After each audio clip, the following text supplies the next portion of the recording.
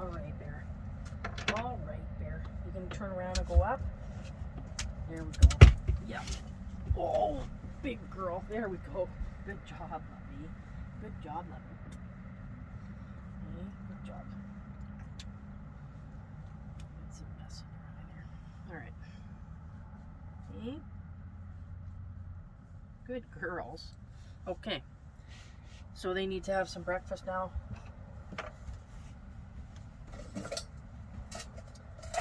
It's been a little while since we posted anything, of course. Let me see if I can turn this around and get that pointed in the right direction. Are you even going to see my head now? Let's see. You're on the tripod, so let me get this telescope.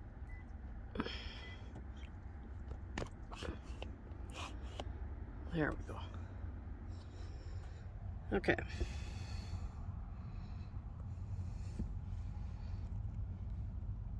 Get the girls in the shot. Here we have it. Okay. If I'm not in the shot, I apologize.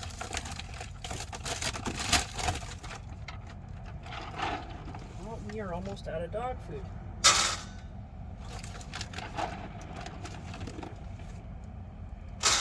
So yeah, it's I've been busy working and whatnot.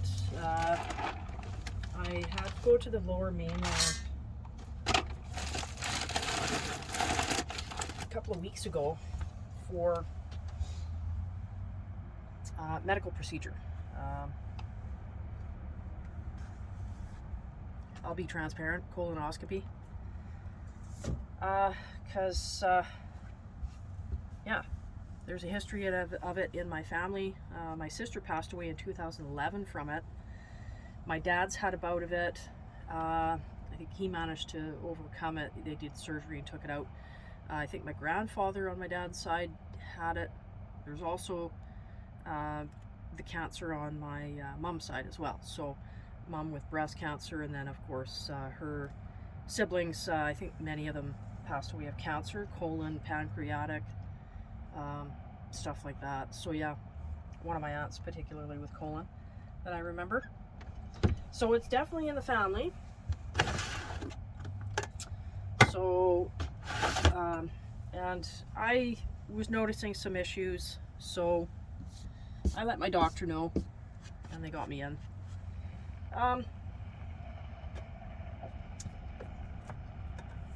It's clear as far as what they told me. They removed some polyps, I think about three of them. But everything else they said seems to check out, but there are some cautionary things I should be watching. So yeah, but I'm here. I'm doing okay. And then I got bit by my dog on my hand. She got wrapped up in an electric fence when I was going to visit my horse that I adopted. And so when I was trying to get her out of the fence, she panicked. She was scared, obviously. She was in pain. I felt the shock myself through her leg when I grabbed her leg. And when the jolt hit me, that's when she bit me. She went for my face first. I managed to dodge that. She hit me in the nose with her head. So I ended up with a bleeding nose, and my nose was tender, but it's okay. Didn't break. But she did get me on the hand and did some pretty good damage there. I was battling a very severe infection that was going up my arm, so that was a little touch and go for a bit. It was almost up to my elbow, and now with heavy duty antibiotics, 3 different types of antibiotics, we're now down to here. I've just finished the antibiotics a couple of days ago, and it's significantly better, but the hand is still pretty mangled. Underneath there's probably some tendon damage. I'm having a hard time gripping, and then of course she got me on the thumb. There's some scarring here now, so this tendon is a little bit sore on the movement, and gripping with any kind of force is an issue. So yeah, it's been fun the last little while. to say the least. But we're here, we're surviving. So again, constantly apologizing for not getting posts up on time or anything. But yeah, I've had some things to focus on. So putting up videos, filming and stuff like that has not been top priority. So, but I hope you understand. I'm sure that you'll understand. In any case, let's get these guys fed. But we're still in Kelowna. I'm still working. That takes up a lot of my time too. However, with this stuff, I was off. It's been about 2 weeks that I was off, and I went back on Monday. So I've been working for the past couple of days.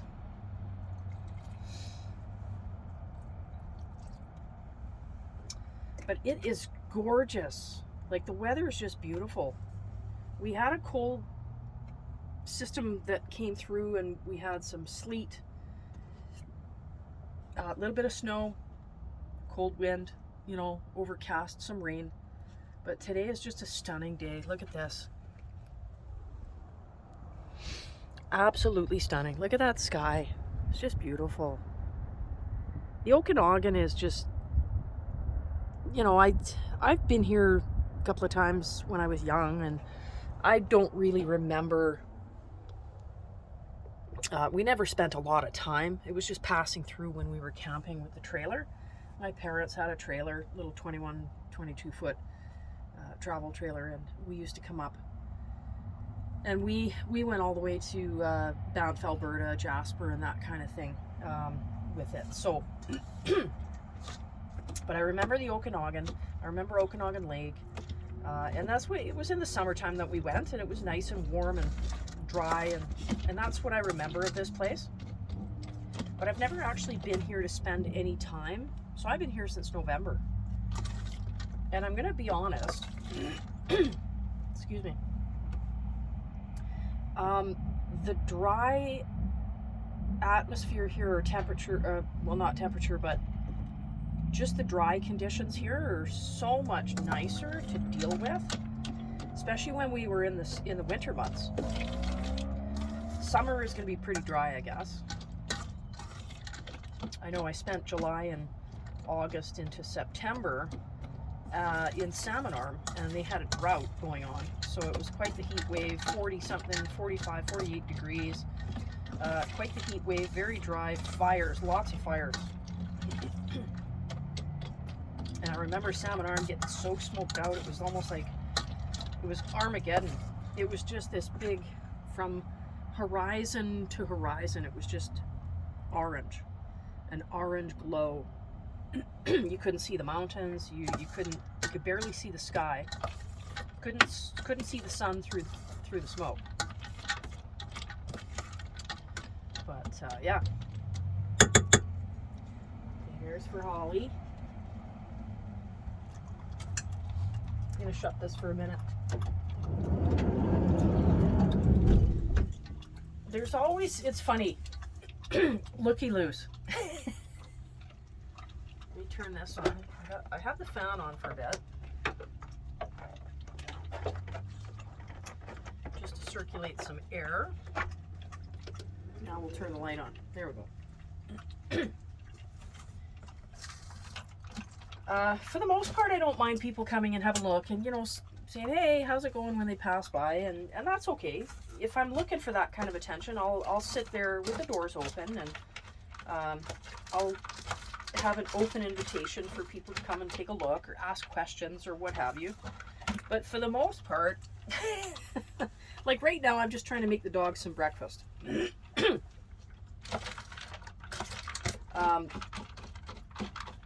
And we're in the park, and of course, doors open, and people are coming driving by, looking in.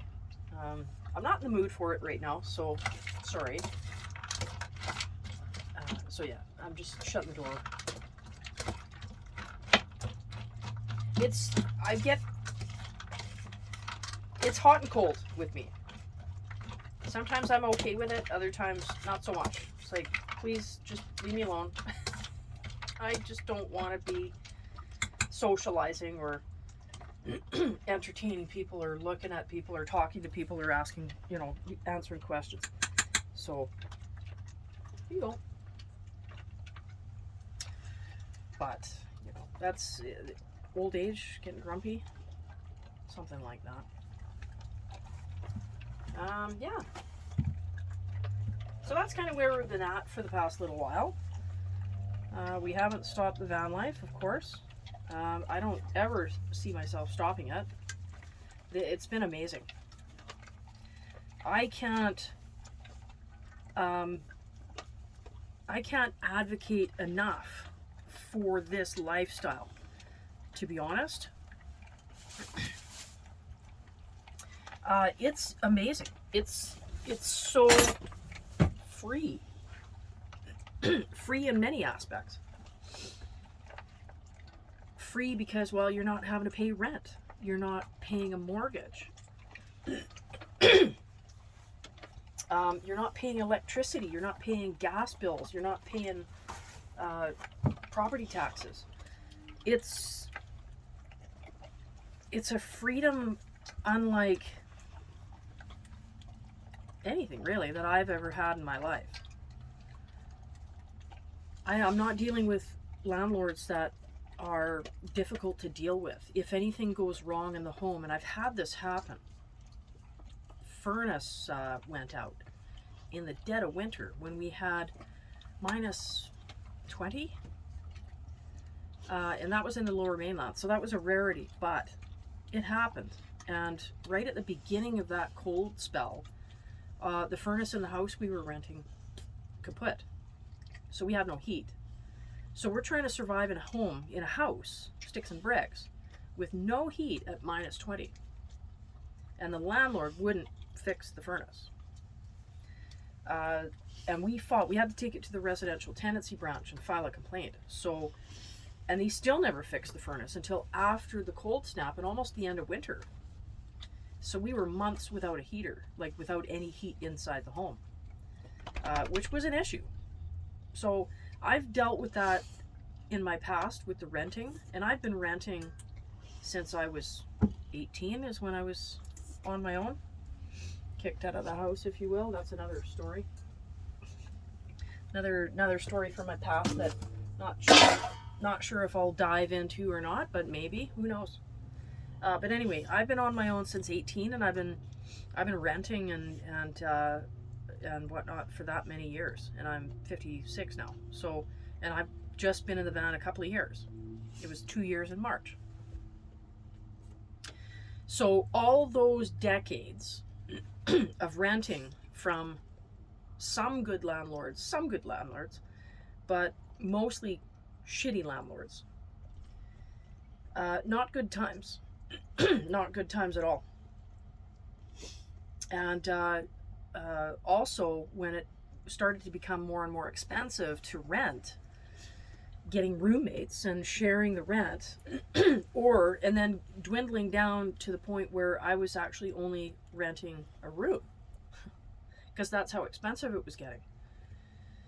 Up until just a couple of years ago, I was in shared accommodation, if you will. So I was renting a bedroom and, sharing the kitchen, the bathroom, but just paying for a bedroom, nearly $1,000 a month, if you can imagine that. And some people are going to say, wow, that's cheap.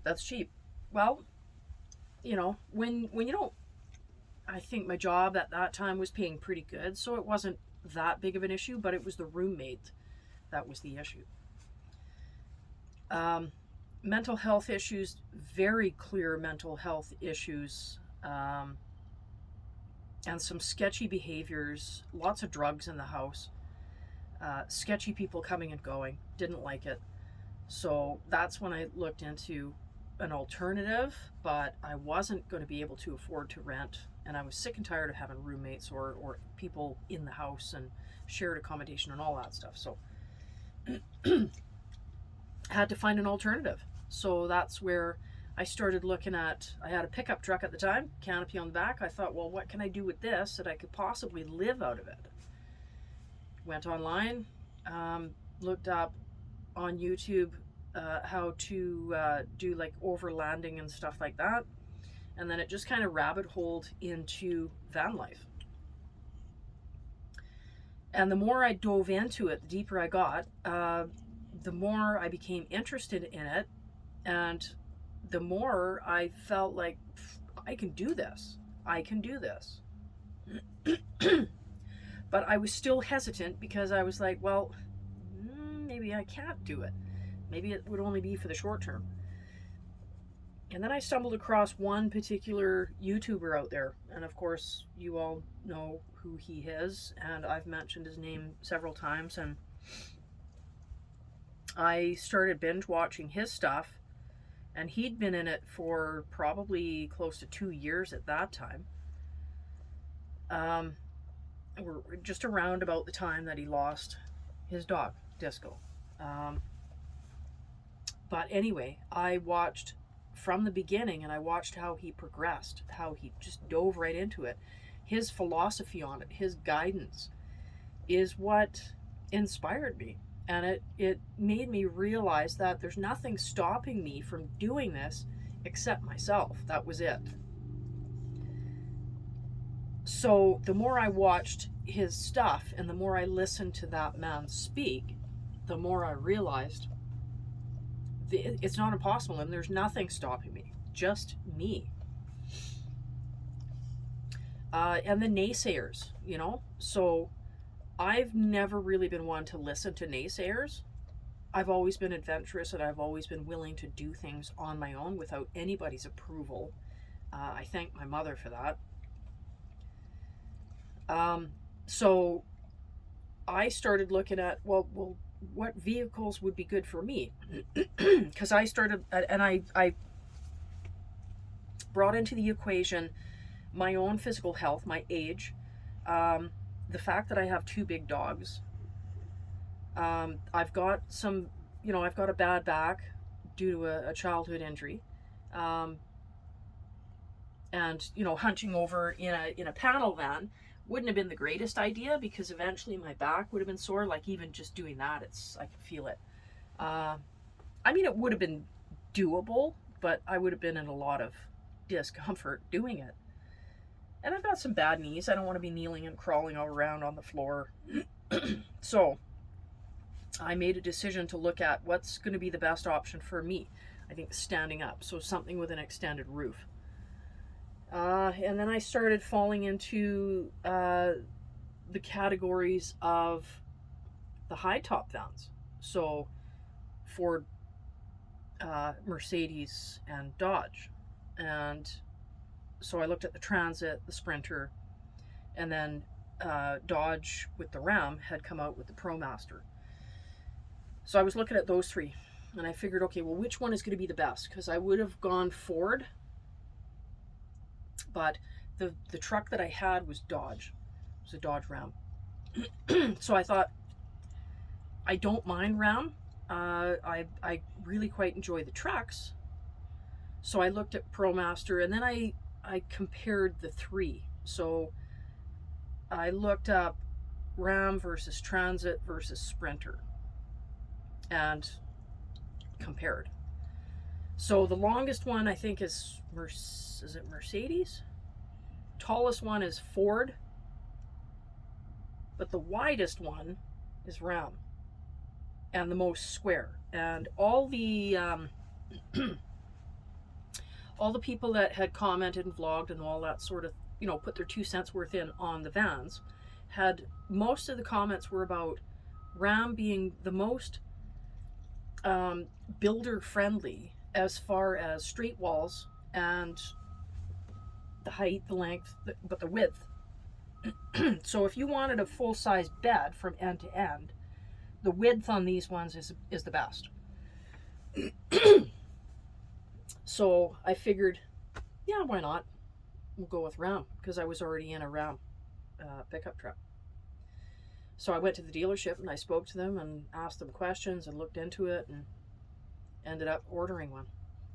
And then, the rest speaks for itself. So I'm super, super grateful and happy that I was in a position to be able to afford to get into a new vehicle.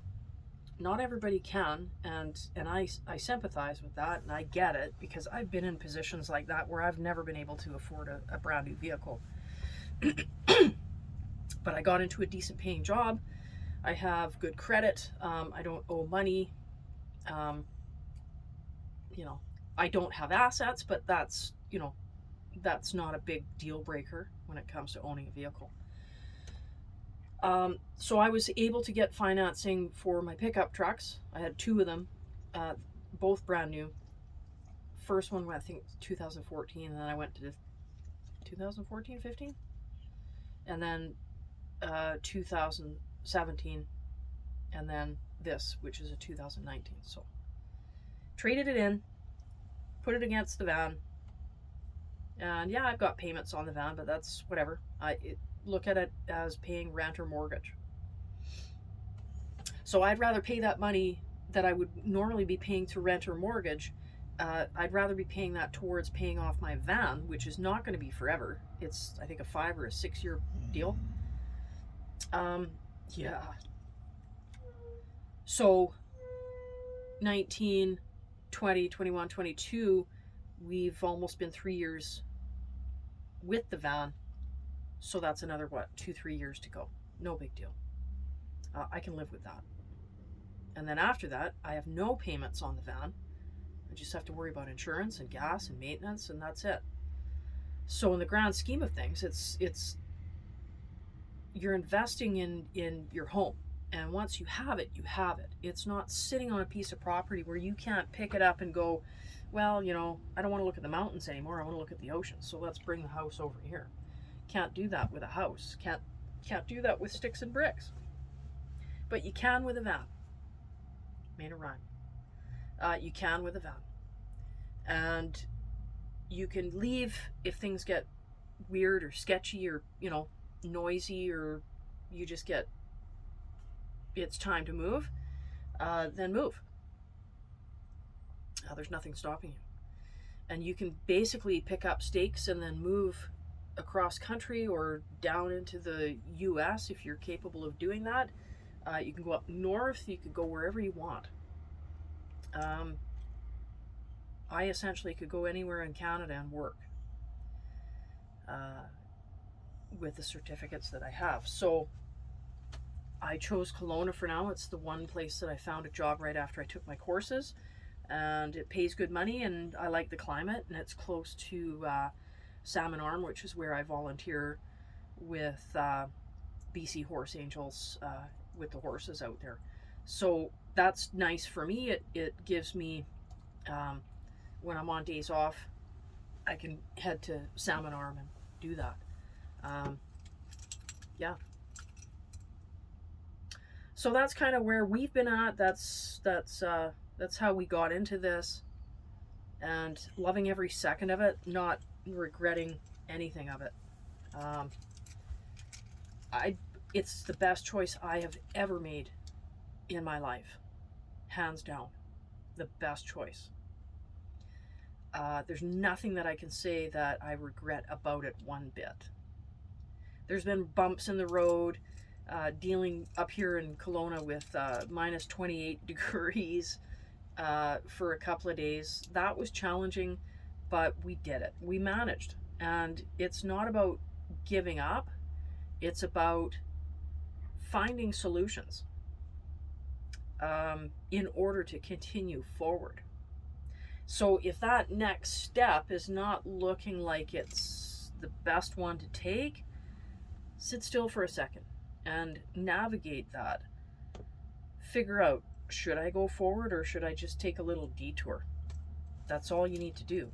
But there's no point in giving up and just heading back. There's no point in that, because eventually you'll be able to take that step forward again and you'll continue. So don't let the obstacles hold you back or turn you back. That's my advice. If we avoided every obstacle in this life, we'd never get anywhere. We'd be stuck in the past. We'd be stuck in one place forever. And we wouldn't know what it's like 10 steps down the road. We would have missed that. So I don't want to miss any of that. Don't want to miss any of it. So we'll continue taking steps forward. And whatever obstacles end up in our path, we'll just sit for a minute. We'll figure it out, navigate around it or over it, and we'll continue forward. So that's our life, and that's my take on it. Yeah, but it's been great. It's been super great, and the girls haven't been suffering here. Let's have a look at the girls. They haven't been suffering at all from it. Look at this big bed that they have. It's a double, full-size double bed. I get half and they get half. Well, I get maybe a third of it.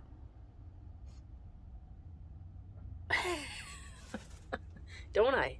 I get maybe a third of it. Hey? And my Jackery has been amazing. This little thing is a rock star.